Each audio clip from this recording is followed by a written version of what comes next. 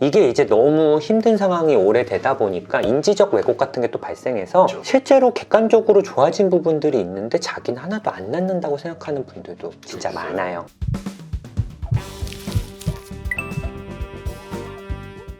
안녕하세요. 멘탈 탄탄입니다. 예, 오늘 이 시간에는 이제 약속을 지키러 왔어요. 아, 그렇죠. 이제 강의 때 했던. 이재명 선생님이 사실 책을 4권이나 내셨나요? 근데 그 중에 뭐 2권은 우리 오진우 선생님이랑 같이 냈죠. 그래서 공황인 것 같아서 불안합니다가 최신작입니다. 출판사에서 그때 이 책이 나오고 북토크를 해주셨는데 이렇게 이제 카드에다가 실제로 질문을 많이 받았는데 그때 모든 질문을 저희가 답변을 못 드렸으니까 그 중에 몇 가지를 뽑아서 또 유튜버다 보니까 그렇죠. 말씀을 좀 드리겠다. 많은 질문 중에 그래도 어떤 공황, 불안 이와 관련된 질문들을 저희가 좀 뽑아봤는데요.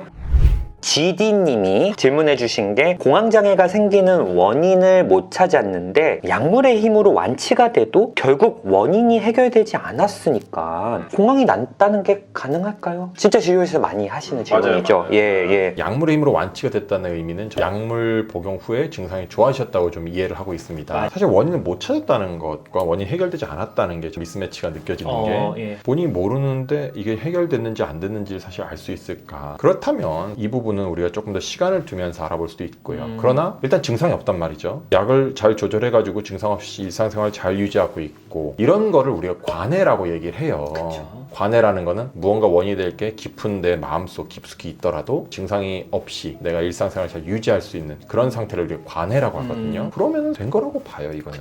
저희 책에 나오지만 공황장애의 원인은 되게 많거든요. 유전적인 원인, 환경적인 요인, 호르몬적인 그러니까 신경전달 물질이 좀 문제가 생기는 그러니까 이 원인을 사실 명확하게 찾는 게 오히려 더 어려울 수 있고요. 반응에 가까울 수도 있습니다. 맞아요. 원인을 찾는 데 집중하시기보단 증상을 완화시키고 상담을 통해서 원인을 찾으면 너무 좋겠지만 그걸 못 찾아도 의미가 충분히 있는 거예요. 그럼요. 그 에너지를 내가 앞으로 더 잘 지내는데 그렇죠. 초점을 맞춰서 일상생활 잘 유지하시면 그걸로 된 거죠. 그거는 이제 우리 지디님이 이긴 거예요. 맞아요.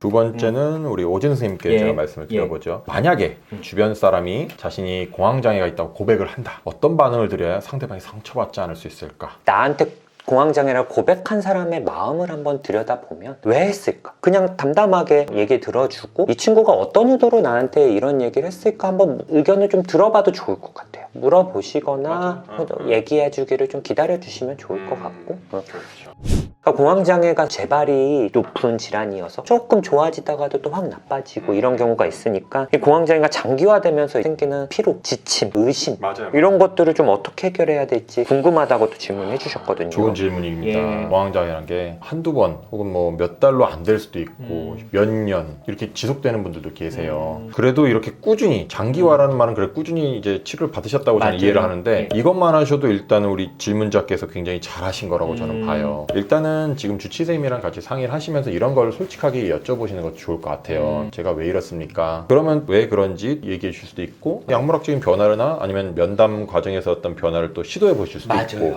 하나도 안 난다고 하는 분들이 있는데 이게 이제 너무 힘든 상황이 오래되다 보니까 인지적 왜곡 같은 게 또 발생해서 실제로 객관적으로 좋아진 부분들이 있는데 자기는 하나도 안 낫는다고 생각하는 분들도 진짜 많아요. 그럼 이걸 주치의한테 얘기했을 때 주치의 선생님이 그때는 요런 게 힘들다 그러셨고 이것까지 못 하셨는데 지금은 이런 게 좀 좋아지셨다 이렇게 확인시켜 주실 수 있거든요. 객관적으로 내가 실제로 생각하는 것보다는 어느 정도 좀 호전된 증상들이 있을 수 있어서 이거는 혼자 고민보다 한번 얘기를 해보시면 좋을 것 같고 그래도 꾸준히 이렇게 치료받는다는 거 안 받는 것보단 확실히 나으시다라는 걸 말씀을 좀 드리고 싶고요.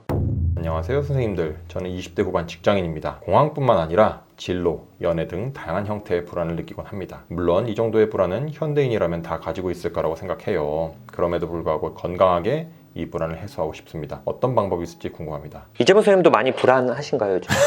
저 요즘에 진짜 잠을 못 잘 정도는 아닌데 가끔 깨요.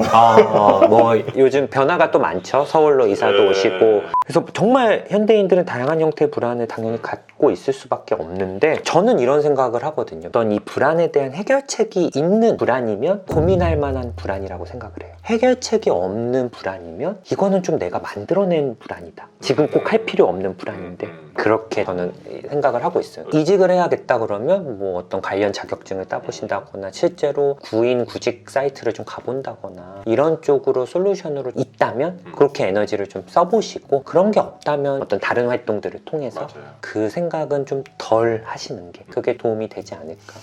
마지막 질문을 제가 해보면 불안함과 걱정이 침습적으로 든다. 자도 모르게 자꾸 공격하듯이. 그리고 그런 상황이 되면 주로 이제 상대방 기분에 대해서 또 막 자꾸 눈치를 보고 그러면서 신경 쓰면서 좀 불안감이 든다고 해요. 이러한 불안감이 도대체 왜 드는 걸까?